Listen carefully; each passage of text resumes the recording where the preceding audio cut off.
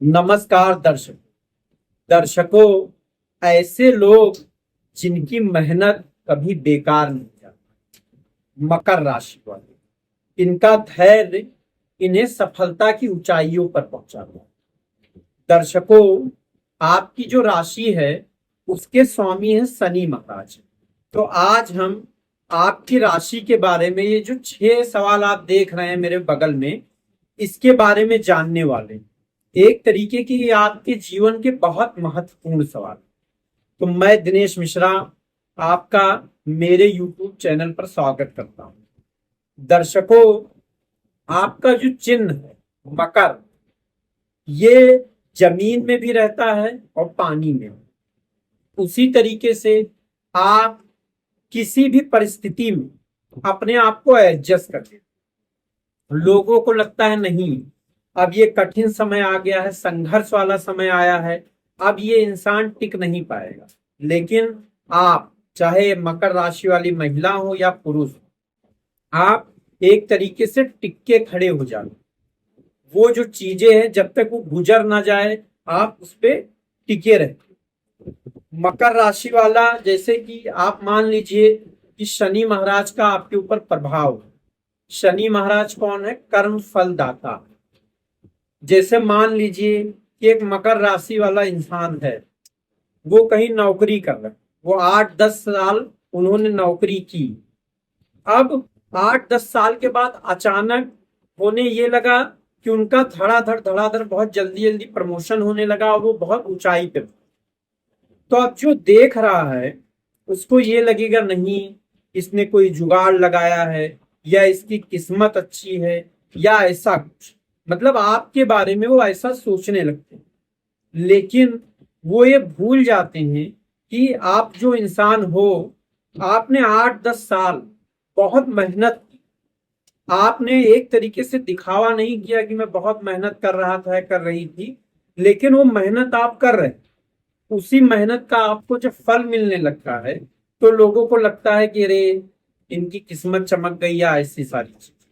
तो ऐसे मकर राशि वाले दर्शकों, अब जो पहला सवाल है वो ये है कि आपका स्वभाव कैसा हो। तो आप एक तरीके से ओवर थिंकिंग वाले इंसान, बहुत ज्यादा सोचते हैं, इसकी वजह से ज्यादातर आप स्ट्रेस में रहते हैं। आप बड़ा सोचने वाले रहते हैं। आप एक तरीके से मान लीजिए काम वाम करके कोई आया, कुछ लोग होते हैं शाम को रात को जब उनको टाइम मिलता है वो लेट बैठ कोई मोबाइल देखता है या कुछ। लेकिन आप उन समय में से भी अपने लिए 5-10 मिनट ऐसा समय निकालते हैं जिसमें आप कुछ आगे की प्लानिंग करना शुरू करते हैं। आने वाला 5 साल का क्या करेंगे, 10 साल क्या करें, और ये आप रोज सोचते हैं। तो ये चीज भी आपको लोगों से थोड़ा अलग बनाती है। आपकी वाणी थोड़ी कठोर होती है, इस वजह से सामने वाला आपके बारे में अपना, उनका जो विचार आपके बारे में वो रहता है, वो आपको एक कठोर इंसान समझते हैं कि हाँ, ये इंसान थोड़ा कठोर है। वो भी एक चीज है। आप परिवार के प्रति जो है जिम्मेदार होते हो। आप जो सपना, चाहे सपना देखो चाहे सोचो, वो बड़ा ही सोचते हो, दीर्घकालिक सोचते हो, स्टेबल वाला सोचते हो। तो ये तो हो गया आपका स्वभाव।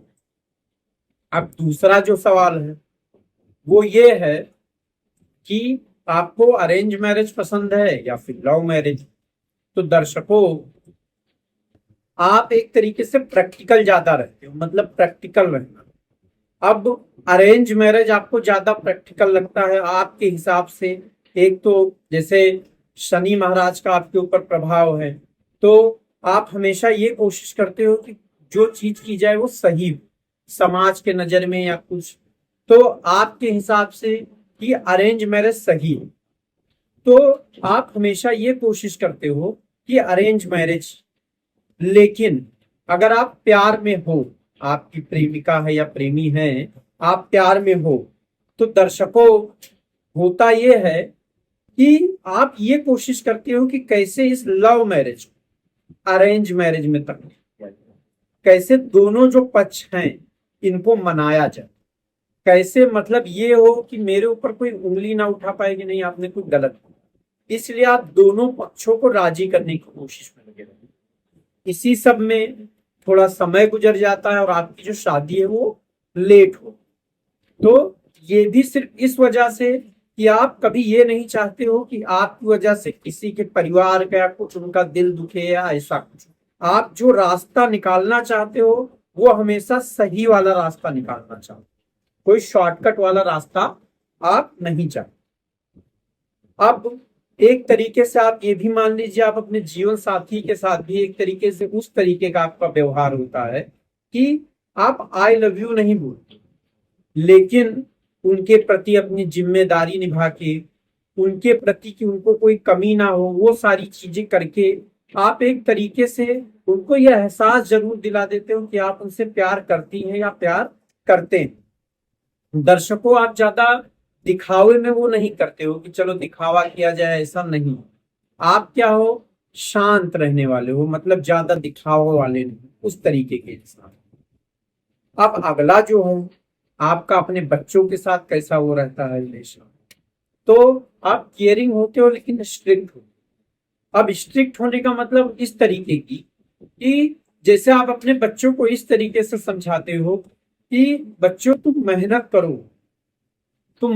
करो, तुमको जो जरूरत होगी तुम्हारे मम्मी या पापा हम लाके देंगे, लेकिन मेहनत तुम्हें ही करनी है। वो जो मेहनत है वो हम नहीं कर सकते। ये आपके समझाने का तरीका होता है और ये तरीका आपके बच्चों के लिए अच्छा होता है। आपकी थोड़ी स्ट्रिक्टनेस और ये समझाने की जो कला, इसकी वजह से आपके जो बच्चे हैं आगे चल के सफल होते हैं।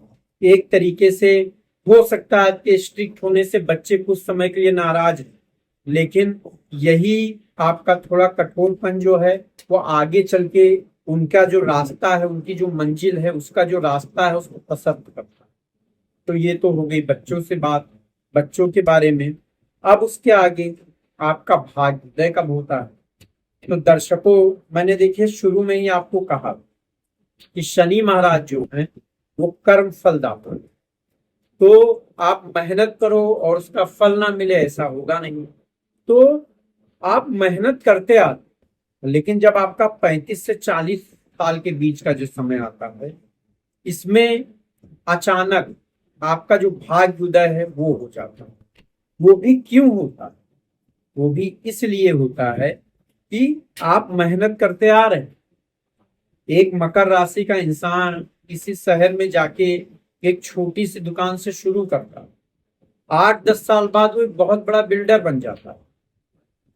तो एक तरीके से वो जो बिल्डर बन जाता है वो कैसे बन जाता है? बिल्डर इसलिए बन जाता है कि वो मेहनत करता है ना। लेकिन वो मेहनत कैसे करता है? शांति से, कि मेहनत करते रहो, लोगों को पता ना चले। जैसे एक तरीके से मैंने एक और सवाल जो है वो मिस हो गया कि आपको नौकरी या व्यापार क्या पसंद। तो एक तरीके से नौकरी में दर्शकों, आप सरकारी नौकरी ज्यादा पसंद करते हैं, उसमें भी ऊंची पदवी वाला। आप ऑर्डर देने में ज्यादा वो करते हैं, लीडर जैसे बनने वाली बात। तो सरकारी नौकरी में आप वो पसंद करते हो।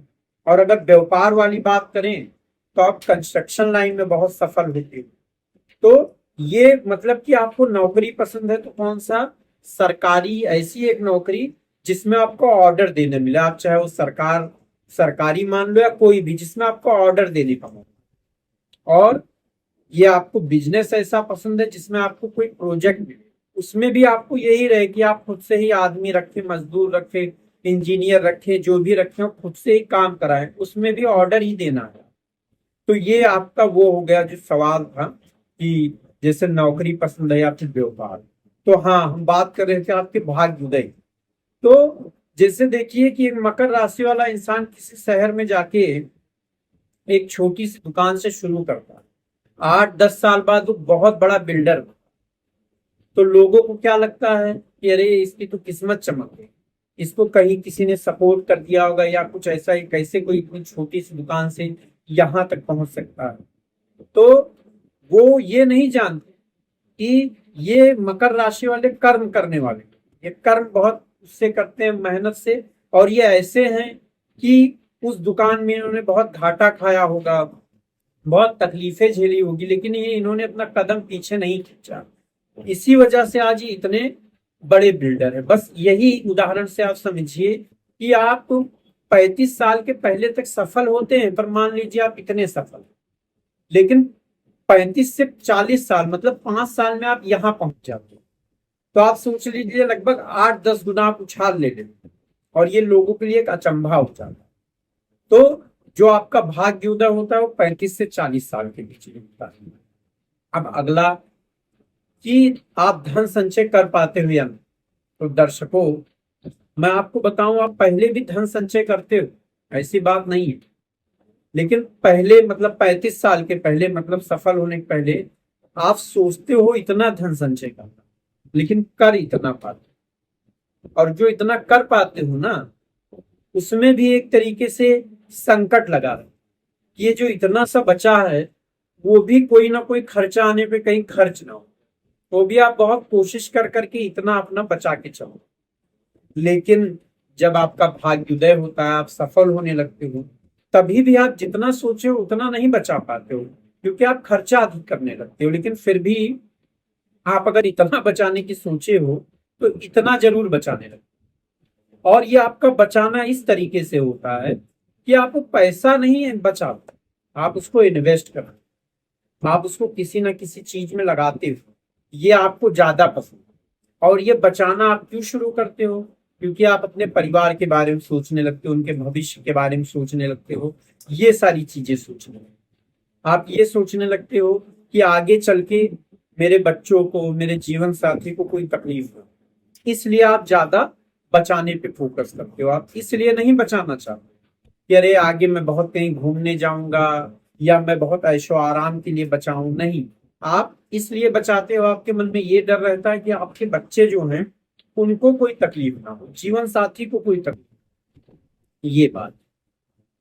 अब अगला सबसे महत्वपूर्ण सवाल है, आपका बुढ़ापा कैसा गुजरता है? तो आपका बुढ़ापा जो है बहुत रिस्पेक्टफुल गुजरता है। लोग आपको इज्जत की नजरों से देखते, एक तरीके से आपके बच्चे जो है वो आपका उदाहरण देते हैं कि ये देखिए मेरे मम्मी या मेरे पापा कितनी मेहनत से यहाँ आ गया है।